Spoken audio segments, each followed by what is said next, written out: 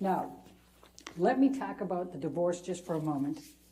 So they go through, they have the 2 months of trying to resolve the divorce. Ben already told you that they signed a joint statement in which Mr. Depp admits that she did not make any of these allegations falsely and not for financial gain. But they brought up the donations, so I want to talk to you about the donations for a moment. Now, here's the story. Amber didn't have a prenup. She didn't have a postnup.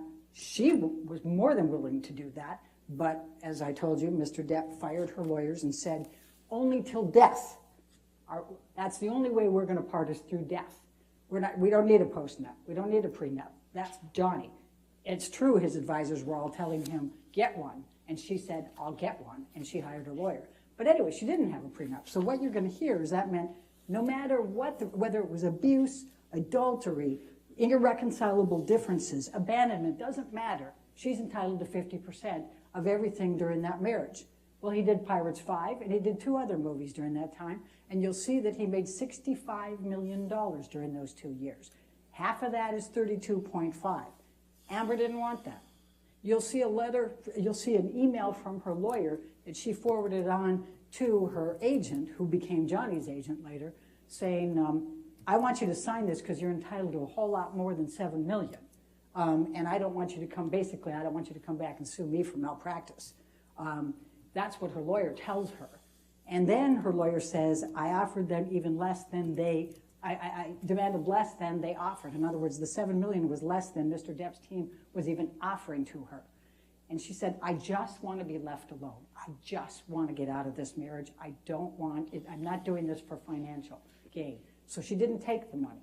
So she said, I'm going to donate all $7 million of this to charity, half to the ACLU, half to Children's Hospital. And then what happened was, and by the way, the $7 million was paid out over time. It's installments. It was over, you'll see the documents, but it's over a couple of years, right? So his business manager, Ed White, you'll see the letters, he sends the first $100,000 out of the $7 million to each of them and says, this is a pledge towards the $3.5 million that Amber's donating, and she'll be paying that in installments. So everybody knows she's paying it in installments. You're going to hear differently from them now, but you're going to see that was the admission at the beginning.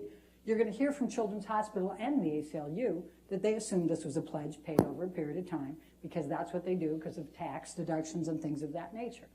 So Amber she makes a $250,000 payment to Children's Hospital. Then she also makes a $250,000 payment to Art of Elysium, which is another charity that she worked for, and used to feed and used to do a lot of arts work with the Children's Hospital. She pays $350,000 to the ACLU. Now, in addition to that, she also was dating Elon Musk by this time. You'll find out that Mr. Depp is obsessed with Elon Musk, but she's dating him, so he gives $500,000 to both of those charities in her honor. Now, she doesn't claim that's part of the $7 million. But what happens is that she makes her payments up through 2018. Mr. Depp sues her March 1, 2019 in this litigation. She can't afford right now to be making those pledges. She's got to defend herself. But she has every intention of continuing to make those payments. She has been a lifelong person who has served charities. She used to volunteer at Children's Hospital 3 times a week when she could. She's very much that kind of person, and she intends to. And both ACLU and Children's Hospital will tell you they have no reason to believe she won't be good on her pledges. There's nothing that required her to do a certain amount at a certain time, and she will give it to them once she's able to afford it again. Now, let me talk about the counterclaim for a minute. And then I have to promise to let you go at some point, don't I? So Mr. Depp has decided, you heard from Ben, you're going to see some really, really terrible text messages from Johnny Depp on how he viewed Amber Heard.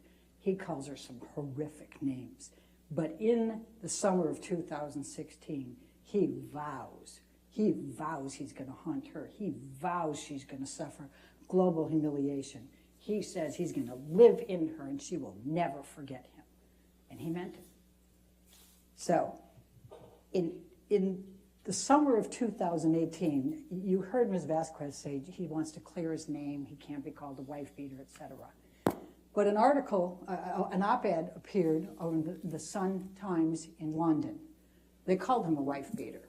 It was written by Dan Wooten, the CEO, or the chief editor of the Sun at the time. And he is writing because Johnny Depp is being cast in Fantastic Beasts 3.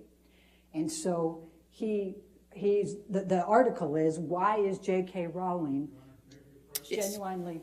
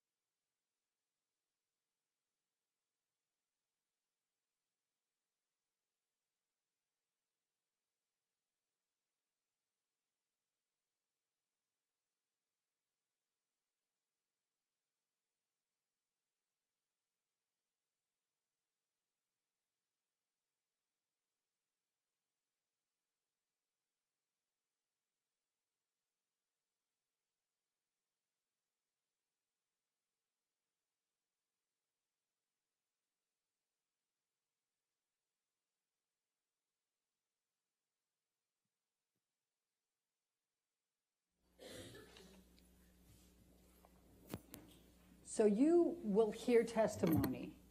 Let me back up a little bit.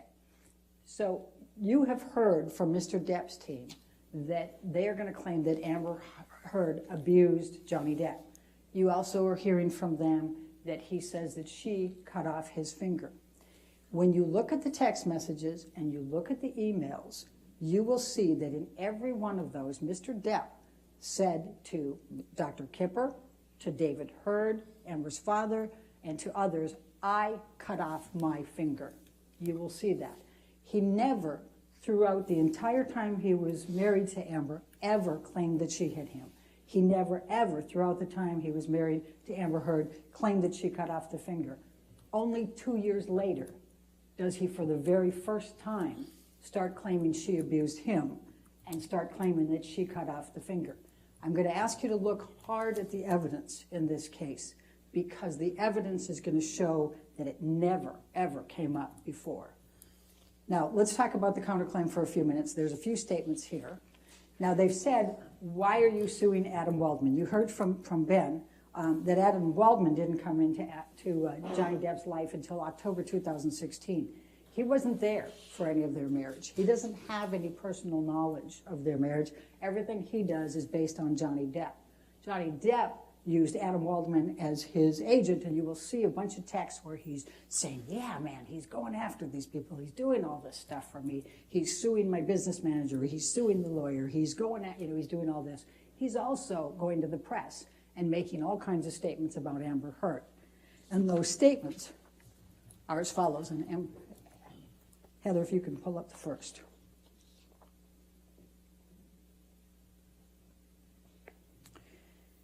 The first one is Adam Waldman, Depp's lawyer, said afterwards, Amber Heard and her friends in the media use fake sexual violence allegations as both a sword and a shield, depending on their needs.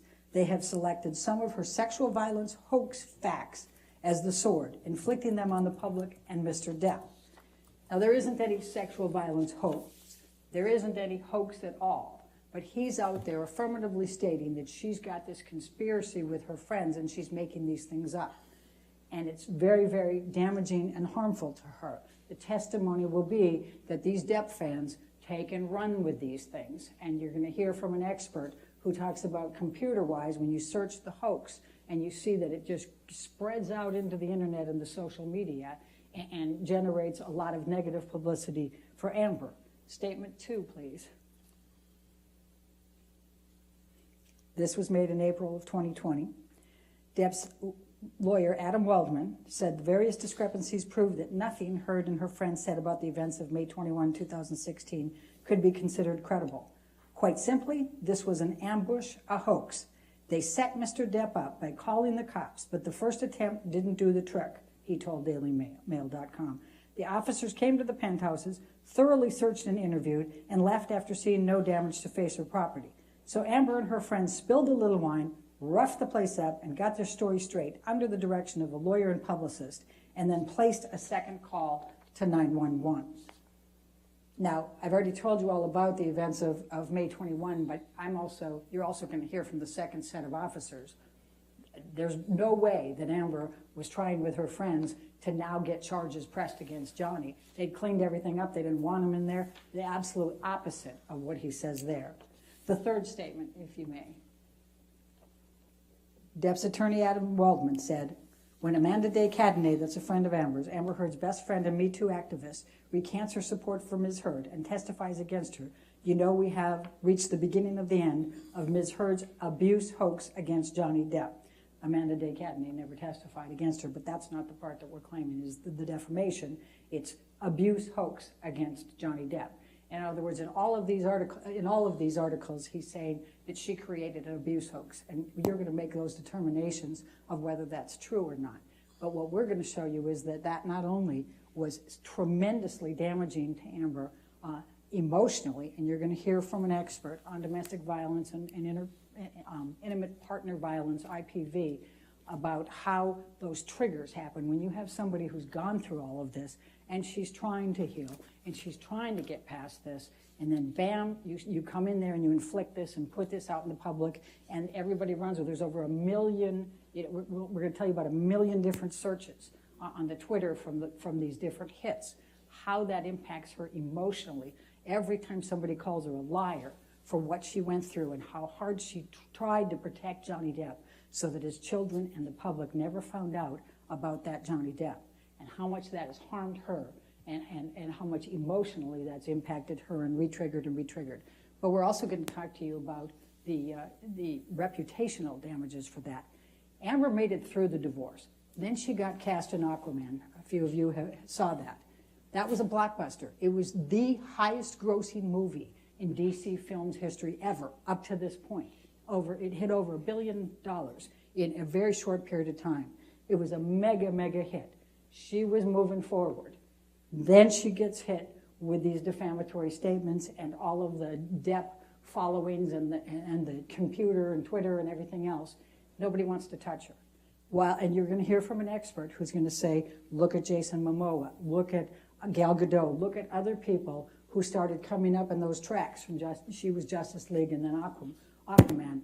Look what they're getting. They're getting commercials. They're getting all kinds of different film opportunities. These are the things that she would have gotten. Nobody will touch her. She's a pariah. And we're going to ask you, as Ben said, to hold Mr. Depp responsible. Enough is enough.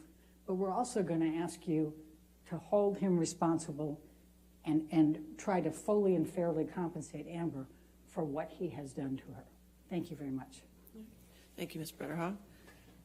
Based on the time, ladies and gentlemen, I think I'm going to release you for lunch a little early so we can just start with the first witness when we get back from lunch. I think it's just a natural break. So if you want to go ahead and go with the deputy, just remember, don't talk to anybody about the case and don't do any outside research, okay? And we'll be back here let's get back at, I'll give you a little extra time to 1:45, okay? Just to give you some extra time downstairs, okay? All right, thank you. If you would go with Deputy Luce.